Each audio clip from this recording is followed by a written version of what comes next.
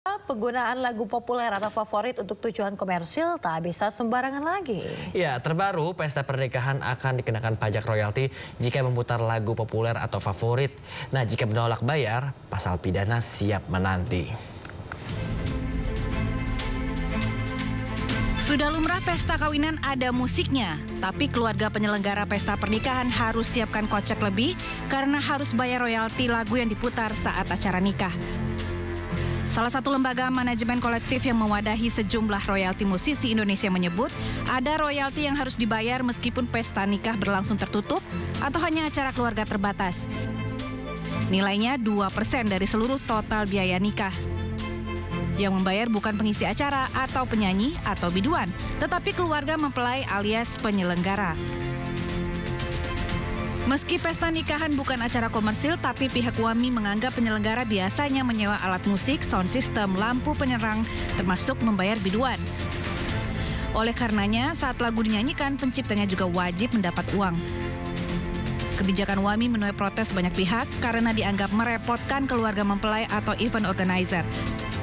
Lalu, bagaimana memantau pesta pernikahan di Indonesia harus bayar royalti musik? Ini dia tantangannya, karena pesta pernikahan tidak melulu dipublikasikan. Sejauh ini, WAMI hanya mengandalkan laporan masyarakat. Yang pasti, menolak bayar royalti bisa panjang urusannya. Seperti pengelola restoran di Bali yang dipidana cuma karena kisruh royalti. Meski akhirnya kedua pihak berdamai dengan mahar 2,2 miliar rupiah. Waduh, kita harus memutar otak nih kira-kira kalau ada pernikahan nyanyinya apa? Bisa jadi lagu Perindo aja ya. Lagu Marilah partai, seluruh ya. Itu free royalty, udah confirm dari Perindonya ya. Oke, silakan. baik. Tampaknya seluruh masyarakat hampir tahu ya tentang Iya, lagu pastinya. itu ya. Pasti ya, sampai dari anak kecil hingga dewasa Betul. hafal lagu Mars Dan jadi Perindo semangat ya. juga untuk kita mensejahterakan Indonesia. Betul sekali. Kita ke informasi masih terkait royalti. Betul, Nih, Mbak dan juga pemirsa, Badai X Chris Pati mengaku hanya menerima royalti 494.000 per tahun. Waduh, kemana ini ya sisanya ya? Nah, sejumlah musisi lainnya juga menerima royalti yang dianggap jauh dari layak. Nah, pemirsa, kita simak pembahasannya bersama rekan Lukman Hanafi dalam program One on One on Sindo News berikut ini. Nah, ini yang menjadi core of problemnya. Oke. Menurut saya, mereka ini kan juga mendukung lah ya industri musik Indonesia. Saya rasa mereka ini tidak ada keberatan untuk bayar. Asal nih, satu mekanismenya jelas. Ya, mekanisme itu dalam arti gimana cara pendataannya, gimana cara perhitungannya, terus penagihannya lewat apa. Nah, dan yang paling utama, mereka ini mau bayar kalau nyampe ke tangannya pencipta. Kalau nyampe. Kalau nyampe. Berarti selama ini pada nggak pernah nyampe. Nah, buktinya saya sendiri dengan lagu segitu banyak, royaltinya segitu, nanti bisa ditayangkan lah ya.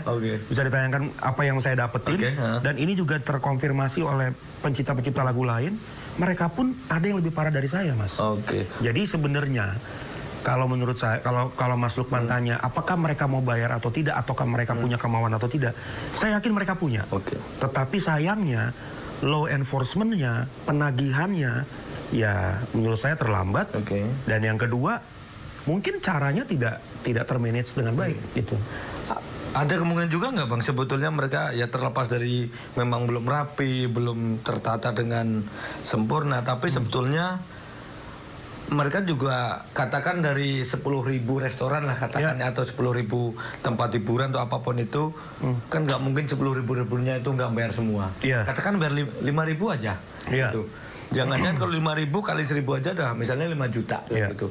Ini cuma 400.000. Berarti ada yang, ya kalau bahasa ininya, ada yang menggelapkan duit ini dong, korup ini ya. Nah, kalau bicara kemungkinan, di mana aja bisa terjadi. Ya, kemungkinan itu pasti ada saja kemungkinan itu. Tetapi yang paling penting adalah untuk mencegah adanya kecurigaan, maka pihak-pihak terkait yang sekarang sudah mengelola royalti kami, itu harus segera membuka diri.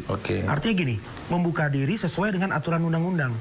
Diwajibkan diaudit 1 tahun itu sekali oleh auditor independen, dan harus diumumkan di media sosial atau di ruang publik. Nah, sementara pencipta lagu saja tidak bisa mengakses pendapatannya berapa, hanya menunggu royalti atau menunggu report.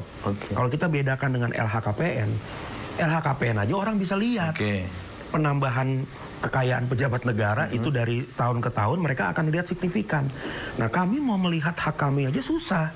Gitu. Ini yang membuka ke publik ini nanti LMK atau LMK kan baru kemarin dikukuhkan. Ya, kalau dari segi Undang-Undang Hak Cipta di kalau nggak salah pasal 80 atau pasal berapa saya lupa, itu mewajibkan bahwa mereka harus mengadakan auditing ya, dan itu ada kewajiban daripada LMK dan juga LMKN itu harus diaudit. Bagaimana cara mereka untuk menghitung, bagaimana cara mereka mendistribusikan dan secara rigid itu harus dibahas dan diumumkan ke publik. Nah, jadi kemungkinan besar kalau memang ini tidak terjadi, mungkin musisi harus patungan untuk lembaga audit. Gitu kan? Seperti kata, ya kebetulan saya deket banget dengan, bukan deket banget lah, saya berhubungan baik dengan Mas Ari Lasso kan. Mas Ari bilang gitu bahwa ya udah yuk kita adakan aja, kita adakan ini supaya kelembagaan ini bisa melatih diri dengan transparansi. Kalau memang butuh lembaga audit ya kita sediakan aja lembaga auditnya. Nah, ngomong Mas Ari Lasso jadi ingat Mas Ari Lasso kan kemarin publish dia cuma dapat 700 ribuan. Saya kemarin jujur sempat itu ternyata Mas Badi tadi malah 500 ribu itu nggak nyampe. Kan gitu. Nah, saya kebayang buat soal ini, kebayang yang lain-lain gimana Mas kalau misalnya para pencipta itu terus dia maaf nih nggak punya pekerjaan apa-apa selain itu.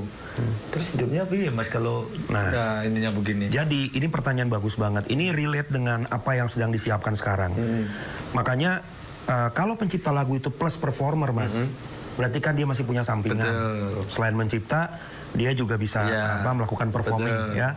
Tapi ketika pencipta lagu yang hidupnya cuma bikin lagu, nah ini letak masalahnya bahwa diperlukan sebuah pembangunan teknologi atau sistem digital, di mana pembayaran itu harus diterima oleh si penciptanya langsung, tanpa ada pemotongan sinyal kiri kanan. Gitu loh. Kenapa saya bilang pemotongan sinyal kiri kanan? Karena reportingnya juga nggak jelas kan. Di report itu kadang-kadang per tahun, per 3 bulan, per 6 bulan. Kalau dapatnya lebih, ya puji Tuhan alhamdulillah. Tapi kalau tidak kan kasihan si penciptanya. Makanya kami ingin di 2025 ini teknologi yang selama ini dilakukan oleh LMKN tidak usah dipakai lagi. Kita segera ganti dengan digitalisasi yang namanya digital direct licensing. Kita bisa menerima pencipta lagu secara langsung, real time, akuntabel, transparan. Dan kita bisa menerima itu langsung ketika lagu kita dipakai. Sebagai contoh, lagu saya dibawakan di Jayapura. Nanti nih jam 5 sore. Jam 5 sore saya udah terima duitnya Mas. Mau itu 500 ribu kek, 300 ribu kek. Kita terima real time setiap hari, pencipta lagu cuma ngecek decknya doang. Badai, oh lagu gua hari ini, bulan ini di 25 provinsi dipakai nih. Blang. Dan itu sudah dilakukan dengan payment gateway. Tidak perlu lagi harus ada reporting lewat email dan lain-lain. Itu. Mungkin sederhananya, mungkin ya ini saya sekedar ngebayang tuh eranya digital sekarang. Kalau misalnya apapun namanya lah, mau LMK atau apapun itu membuat sebuah aplikasi, terus itu terdaftar misalnya ada nomor 1 Badai Krispati, nomor 2 Ari Lasso, nomor 3 Lukman, nomor 4 siapa gitu. Berikut di sampingnya ada kota karyanya. Berikutnya lagi sebelahnya adalah tempat siapa make. Mungkin ketika orang mau make tinggal buka itu terus ngeklik di situ, mungkin lebih simpel ya. Betul. Nah, itulah makanya tugas daripada LMKN ini kan seperti yang tadi saya bilang bahwa mereka ini punya tugas membangun PDLM dan SILEM yang ternyata gagal dibangun sudah 2 tahun, ya kan? Nah itu kan amanah undang-undang, 2 tahun harus dibangun itu, gitu kan? Nah menurut PP 56 itu harus dibangun, ternyata kan tidak. Makanya untuk menyelamatkan itu sebenarnya metode yang paling benar adalah ya sudah dibangun saja sebuah aplikasi independen, bukan sebagai lembaga lagi, apalagi bahasanya lembaga bantu negara ya. Kalau lembaga bantu negara kan harusnya, mohon maaf kalau saya ada kurang-kurangnya, harusnya ada APBN di situ. Bahwa negara hadir membiayai apa saja yang dibutuhkan. Nah sekarang biayanya dari mana kalau mau dari APBN? Ya kan ada biaya operasional 20%. Dari ini itu kan ada tagihannya royalti pencipta. Nah, dia bisa tahu 20% motong, berarti sebenarnya mereka punya angkanya berarti ya? Ya harusnya ketika ada sistem penagihan yang fix, dia ambil 20% untuk melakukan biaya operasional, itulah yang menghidupi kegiatan ini. Tetapi kalau bahasanya lembaga bantu pemerintah, harusnya ada dana APBN di situ. Dan pemerintah negara hadir. dalam membiayai ini, gitu loh maksudnya. Oke. Gitu. Bang, saya penasaran agak tadi kita balik lagi soal penyanyinya yang bukan performers itu. Iya. Ada nggak sih Bang pernah yang kita nggak usah sebut nama dengan jelas lah, tapi sebutin gambaran aja. Ada mereka nggak sih Bang yang hidupnya di luar bayangan saya, misalnya mungkin ya bahasa kasarnya kalau seorang penyanyi atau seorang pencipta lagu lah, komposer gitu, dia pasti paling tidak ya kadang-kadang kalaupun punya motor, mungkin motornya juga motor yang mewah gitu misalnya. Betul. Gitu. Nah ada nggak sih Bang yang ternyata mereka hidupnya di bawah sendar itu? Wah, Mas Lukman, kalau mau bicara ini ya, saya tuh inget banget satu cerita, dan sorry saya nggak bisa ungkap siapa namanya. Tapi saya sebagai sekjen aksi ya, kan kami rajin melakukan gathering dengan member, dengan orang-orang menciptakan lagu ini. Setiap kali kami mengadakan pertemuan, kami selalu menemukan 3-5 orang yang benar-benar mereka mau pulang aja, mereka nggak punya uang. Itu pencipta lagu itu? Yes. Dan lagunya hits di mana-mana. Sampai hari ini pun orang masih menikmati lagunya. Baik itu di tahun 80, di tahun 90, ini pencipta lagu besar. Tetapi mereka ini dilanda ketidaktahuan. Sebenarnya lagu gue ini di monetize kayak gimana sih? Gue penasaran dong, pengen tahu lagu gue di mana aja.